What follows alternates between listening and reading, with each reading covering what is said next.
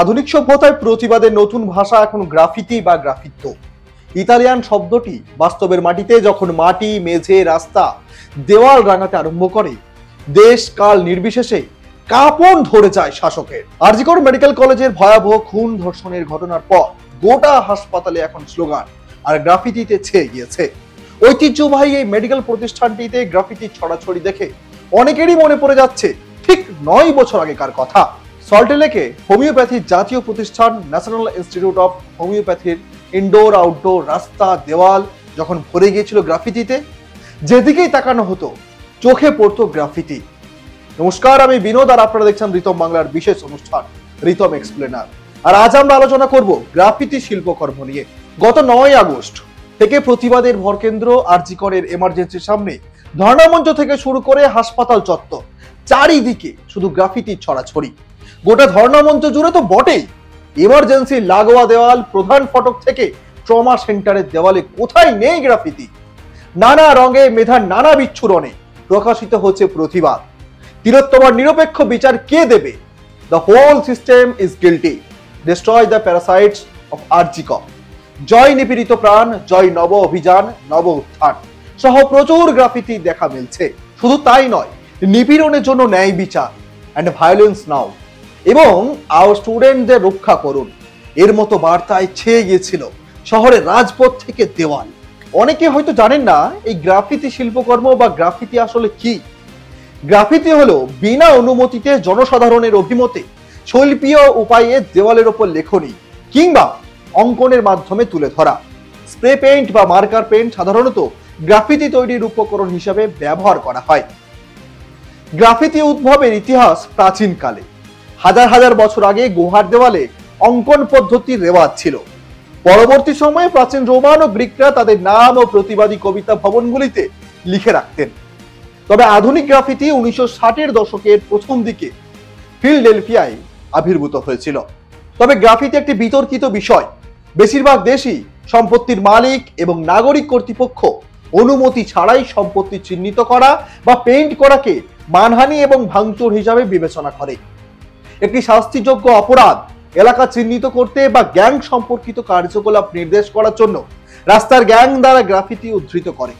শিল্পোন্নত দেশগুলির অনেক শহরের জন্য গ্রাফিতি একটি ক্রমবর্ধমান শহুরে সমস্যা হিসেবে রূপান্তরিত হয়েছে, যা 1970-এর দশকের গোড়ার দিকে নিউ ইয়র্ক সিটি পাতাল রেল ব্যবস্থা থেকে মার্কিন যুক্তরাষ্ট্রের বাকি অংশ এবং ইউরোপ এবং বিশ্বের অন্যান্য অঞ্চলে ছড়িয়ে পড়ে। আপনি যখন গ্রাফিটি পেইন্টিং শব্দটি শোনেন, তখন আপনার মস্তিষ্ক স্বয়ংক্রিয়ভাবে কিছু অর্থহীন, নেতিবাচকতা এবং ঘৃণাতে পূর্ণ অর্থহীন শিল্পের ছবি তৈরি করে, যা আপনি রাস্তায় বা দেওয়ালে দেখতে পারেন। গ্রাফিতি পেইন্টিং সম্পর্কে এটি সত্য নয়, কারণ এটি এর বাইরে অনেক কিছুকে বোঝায়। এটি শিল্পের একটি অর্থপূর্ণ, সুন্দর, প্রাণময় রূপ হিসেবেও বিবেচিত হয়, যা সচেতনতা ছাড়িয়ে দেয়। আজকের পর্বে আমরা গ্রাফিতি পেইন্টিং কি এবং এর সুবিধাগুলি সম্পর্কে আপনাদের জানাবো। গ্রাফিতি পেইন্টিং একটি বিশুদ্ধ শিল্পকর্ম। এটি একটি গণতান্ত্রিক শিল্প এবং এটি কোনো কোনো ক্ষেত্রে অনেক অর্থবহ হতে পারে। গ্রাফিতি হলো দেওয়াল অথবা রাস্তায় স্প্রে পেইন্ট বা মার্কার দিয়ে অর্থবহ কিছু লেখা, যা কোনো কোনো ক্ষেত্রে প্রতিবাদের ভাষা হিসেবে গণ্য হয়। গ্রাফিতি শব্দটি প্রথম ব্যবহার করেছিল দ্য নিউ ইয়র্ক টাইমস এবং ঔপন্যাসিক নরম্যান মেইলার। যদিও এটি একটি বিতর্কিত বিষয়, অধিকাংশ দেশে গ্রাফিতিকে বিকৃত ও ধ্বংসাত্মক শিল্প হিসেবে গণ্য করা হয়, কারণ অনেক সময় সন্ত্রাসী গোষ্ঠী তাদের সক্রিয়তা গ্রাফিতির মাধ্যমে প্রচার করে। জেন মিচেল বা স্কুট, যার গ্রাফিতি জনসাধারণের মনে ব্যাপক প্রতিক্রিয়া সৃষ্টি করেছিল, তার তৈরি একটি গ্রাফিতি 10 কোটি মার্কিন ডলারে বিক্রি হয়েছিল। রোম ও পম্পেই নগরীর সমাধিস্থলের দেওয়াল ও ধ্বংসাবশেষে গ্রাফিতির অস্তিত্বের প্রমাণ মিলেছে। দক্ষিণ সিরিয়া, পূর্ব জর্ডন এবং উত্তর সৌদি আরবে শিলা ও পাথরের উপরে কিছু লেখা পাওয়া গিয়েছে স্যাফাইটিক ভাষায়, এবং ধারণা করা হয় এই স্যাফাইটিক ভাষার উৎপত্তি গ্রাফিতি থেকে। গ্রাফিতি বলা হয় কেন, আমরা সেই বিষয়ে দৃষ্টি আলোকপাত করব। গ্রাফিতি শব্দটি গ্রিক শব্দ গ্রাফেন থেকে এসেছে, যার অর্থ লেখা, আঁকা বা আঁচড় দেওয়া, এবং শব্দটি 1960-এর দশকের শেষের দিকে ফিলাডেলফিয়ায় কর্নব্রেডের আগমনের অনেক আগে থেকে এসেছিল। প্রকৃতপক্ষে শব্দটি প্রথম 1851 সালে তৈরি হচ্ছিল, যখন পম্পেইয়ের ধ্বংসাবশেষের দেওয়ালে শিলালিপি উদ্ধার হয়। গ্রাফিতি সবচেয়ে বেশি দেখা যায় কোথায়? পরিবহন ব্যবস্থায় এটি সাধারণত বেশি পরিলক্ষিত হয়, যেমন ট্রেন, সাবওয়ে এবং বাসের ভিতরের এবং বাইরের দিকে, এছাড়াও ট্রানজিট স্টেশন এবং আশ্রয় কেন্দ্রে। এটি সাধারণত যানবাহনেও দেখতে পাওয়া যায়। রাস্তার মুখোমুখি দেওয়াল, রাস্তা ফ্রিওয়ে এবং ট্রাফিক, মূর্তি, স্মৃতিস্তম্ভ এবং সেতুতে এই শিল্পকর্মের দেখা মেলে। জানা যায় দক্ষিণ আমেরিকায় একটি খুব সক্রিয় গ্রাফিতি সংস্কৃতি রয়েছে এবং ব্রাজিলের শহরগুলিতে গ্রাফিতি খুবই সাধারণ। 1970-এর দশকে সর্বপ্রথম নিউ ইয়র্কে শহরটির চারপাশের সাবওয়ে এবং ভবনগুলিতে ব্যাপকভাবে ছড়িয়ে পড়েছিল এই গ্রাফিতি। সেই সময় এই শিল্প অত্যন্ত সাধারণ ছিল, যা একটি খারাপ খ্যাতি তৈরি করেছিল। গ্রাফিতি সংস্কৃতির প্রারম্ভিক দিনগুলিতে ট্যাগাররা পুরু নামে পরিচিত দলগুলিতে কাজ করত এবং সাবওয়ে গাড়িগুলি তাদের কাছে একটি জনপ্রিয় ক্যানভাস ছিল। 1970-এর দশকে ট্রেনে গ্রাফিতি ট্যাগগুলি এতটাই প্রচলিত ছিল যে অনেক বড় শহরে আপনি পাতাল রেল গাড়ির জানলা দিয়ে খুব কমই দেখতে পেতেন। 1980-এর দশকে কর্তৃপক্ষ ট্যাগিং এর উপর ক্র্যাক ডাউন করেছিল। তারপর থেকে ধরা না পড়ে পাতাল রেলে ট্যাগ করার কাজ আরো চ্যালেঞ্জিং হয়ে পড়ে। ট্যাগগুলি তখন বিল্ডিং এর ছাদে করার কাজ শুরু হয়।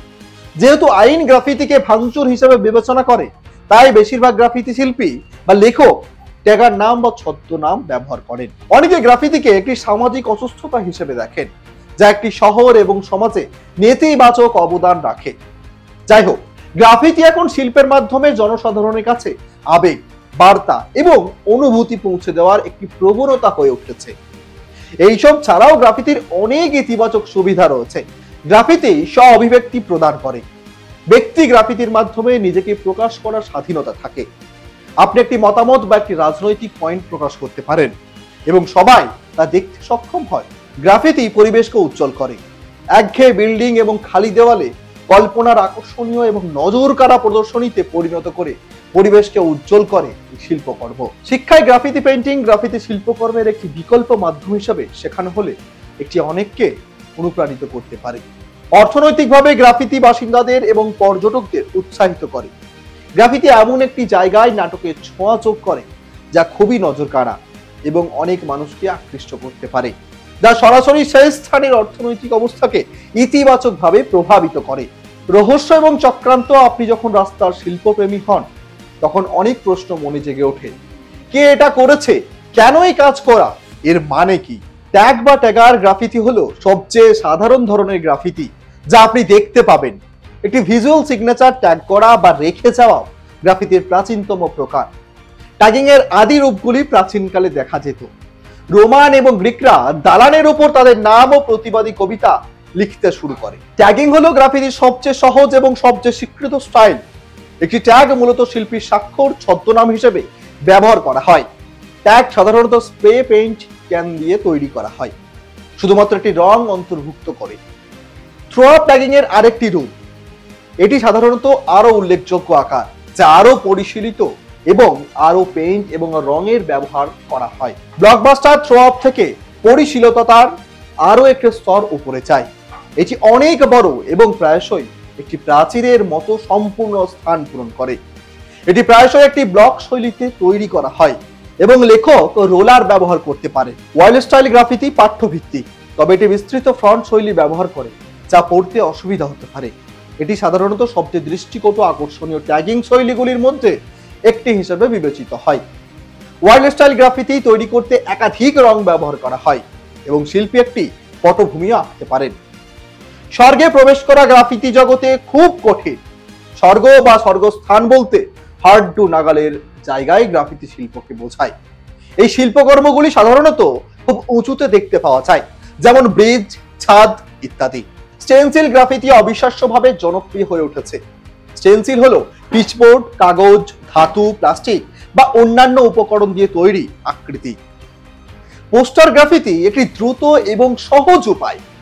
এই শিল্পীরা বাড়িতে তাদের শিল্পকর্ম তৈরি করবে এবং তারপর দেওয়াল বা অন্যান্য পাবলিক জায়গায় পেস্ট করবেন। স্টিকারগুলি পোস্টারের অনুরূপ। স্টিকার পোস্টারের চেয়ে ছোট এবং এগুলি পেস্টের প্রয়োজন হয় না। টুকরা একটি গ্রাফিতি ছবি যা বিনামূল্যে আঁকা হয়েছে। এই শিল্পকর্মগুলিতে কমপক্ষে 3টি রং থাকে এবং সাধারণত ট্যাগের চেয়ে রং করতে বেশি সময় লাগে। 3D গ্রাফিতি একটি বিস্তৃত বিভ্রম তৈরি করে। এবং জনসাধারণ ভালোভাবে বুঝতে পারে। 3D গ্রাফিতি টুকরা সাধারণত চাক্ষুষ দৃশ্য যা তৃতীয় মাত্রার বিভ্রম তৈরি করে। 3D গ্রাফিতি একাধিক দেওয়াল ঢেকে দিতে পারে বা ফুটপাত এবং রাস্তার উপর ছড়িয়ে পড়তে পারে। অন্যান্য ধরনের গ্রাফিতির মধ্যে রয়েছে গ্যাং গ্রাফিতি, যা ট্যাগ বা প্রতীকের রূপ নিতে পারে। গ্যাং গ্রাফিতি সীমানা নির্ধারণ করতে পারে, স্মরণ করতে পারে বা নিয়োগ করতে পারে।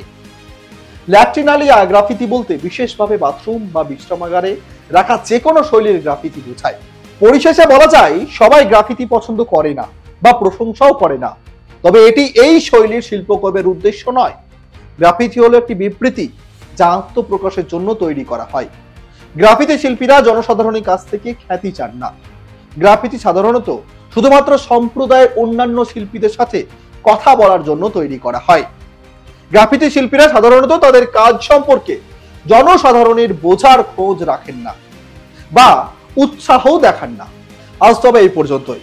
রিতম এক্সপ্লেনারের পরবর্তী পর্বে আবারও আপনাদের সঙ্গে দেখা হবে আরো একটি নতুন বিষয় নিয়ে। সুস্থ থাকুন, সতর্ক থাকুন আর দেখে থাকুন রিতম বাংলার বিশেষ অনুষ্ঠান রিতম এক্সপ্লেনার। জয় হিন্দ।